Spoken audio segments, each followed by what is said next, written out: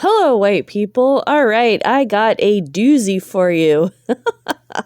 This creature here, name's Katya M. Gunther, PhD, professor at University Riverside. That's in California. She is turning brains to mush with her bullshit. Here we go. She's about to describe the book she wrote.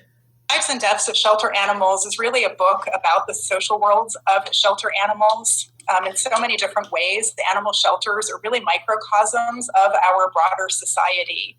And in the field work that I conducted at PA, I just discovered so many parallels between really central concerns, both in academic circles, which are, a lot of the circles that I travel in, but also in terms of our public conversations and our public debates. Some of those issues, I think, include things like why we're so committed in the United States to caging as a practice, not just for people, but also for animals. And what does it mean and what does it say about us that we have this commitment to confinement and caging and carceral responses to bodies, whether they're animal or human, that we think of as being out of place? What role, if any, should police and other agents of government surveillance and intervention be playing in communities? And that includes government agencies like animal control agencies. What are the many guises of white supremacy, and how are sexism, classism, ableism, and speciesism used to prop up white supremacy in a lot of different ways? In the book, I also explore issues of grieving and what lives we consider to be worth grieving, and how we make lives that our society doesn't currently see as matter, right? That deserve to be mourned and deserve to be acknowledged. And the book also deals with big questions about how we try to move forward and build solidarity, or at least understanding, if we can't accomplish solidarity, between groups that are divided by longstanding social cleavages. So as I said in the book, I engage in an ethnography of this shelter in Los Angeles area that I call PA, or the Pacific Animal Welfare Center. Ethnography is a qualitative research approach that involves the really deep immersion of the researcher in the research setting, in part in an effort to understand and analyze the experiences of the research setting from the perspectives of those who are in it.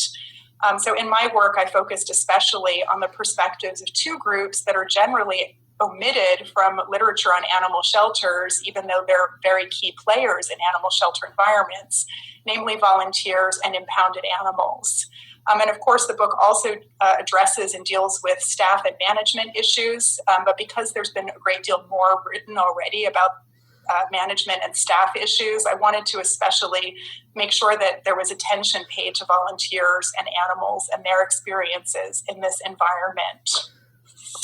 And what I wanted to try to understand better through my research were really a set of these interconnected issues, including why so many animals at that time were coming into the shelter, what determined which of those animals left the shelter alive, and also why the shelter seemed to have such a high level of conflict, because I observed just an immense amount of conflict between different actors in the shelter environment.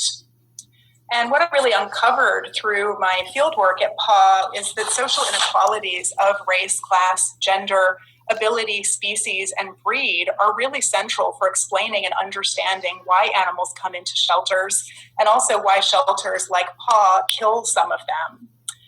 And I'm going to just read, if I may, just one paragraph, actually a couple sentences from the book, from the introduction, that I think sum up a lot of the key ideas or themes that I'm grappling with in the book. So I write that the existence and reproduction of social inequalities, the use of state power to enforce behavioral norms on lower income and non-white citizens, competing discourses and ideologies about animal sheltering, animal welfare, and what constitutes humane treatment, government policies and practices, and the growing move towards the privatization of public shelters all help shape which animals end up in shelters and what they will experience once they get there. What happens at PA, including human struggles over how animals at PA live and if they die, is the outcome of everyday and sustained collisions of capitalism, of anthroparchy, which is a term to refer to the social structure of human domination over non-human animals, white supremacy, and patriarchy. These collisions reduce companion animals to expendable commodities. They lace our views about which shelter animals deserve saving with ideas about race, class, gender, and ability. And they ultimately allowed the shelter to shift responsibility for the killing of shelter animals onto the low-income minority community the shelter purports to serve and onto the animals themselves. So just to provide a little bit more background about the shelter environment itself, when I started field work, PAW, which is one of several shelters in a multi-shelter public system, was receiving about 20,000 live animals each year. The live release rate for dogs was about 55%, and the live release rate for cats was less than a third of that when I started my field work. The physical buildings of PAW had been built in the early 1950s, and by the time I came along, were in what I would describe as a state of extreme decay. PAW's service area covers about a dozen towns and also unincorporated areas with about 500,000 people who are human residents. And compared to the rest of the region, and remember that this is Southern California, which is in and of itself a highly diverse region, ethnically, racially, economically, but even compared to the city of Los Angeles and other surrounding counties, this area is disproportionately low-income, non-English speaking, and newer immigrants coming primarily from Mexico, Central America, China, and Vietnam. Even though the communities are poor, like all of Los Angeles County and the area, the housing prices are extremely high, and that's certainly one issue the shelter had to deal with indirectly as well. The average home price in that area is over $500,000. Within the shelter, these so-called people who are characterized by shelter staff and also by volunteers as irresponsible owners are the people who are seen as being the people who cause such a high number of intakes.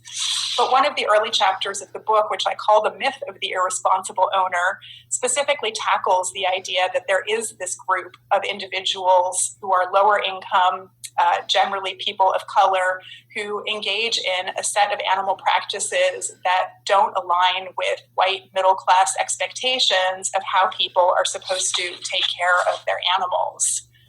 What I found in my research and interacting with these people for many years at the shelter is that those people whose animals ended up at the shelter, whether as owner surrenders or as strays and they came in to try to reclaim them, typically made very significant efforts to keep their animals with them.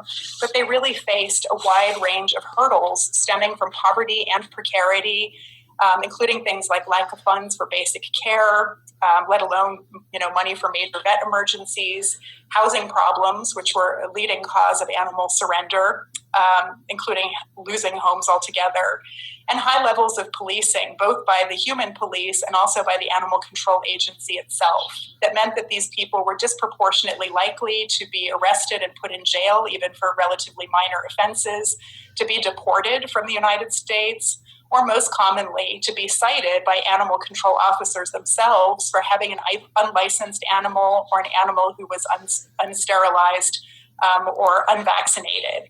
And those licensing fees and the citation costs were simply costs that these people couldn't afford. So what I really saw through my fieldwork at PAW and my analysis there is that animal shelters are nested into bigger structures of social inequality that really cause both the work of animal shelters to need to happen in the first place and also make it a lot harder for us to ever get to a zero intake world. And I'm inherently optimistic about animal welfare and really believe that there is a way for us to get there to a place where we no longer have a need for animal shelters. So in the book, I address all right, that's all I can stand. This person's a whack job. Everything is racist. Everything is white supremacy. Everything blah, blah, blah, blah, blah. I don't really give a shit that this person exists. It's not a big deal. My concern is this person is around children. And this person is shaping the views of children. It's satanic and evil.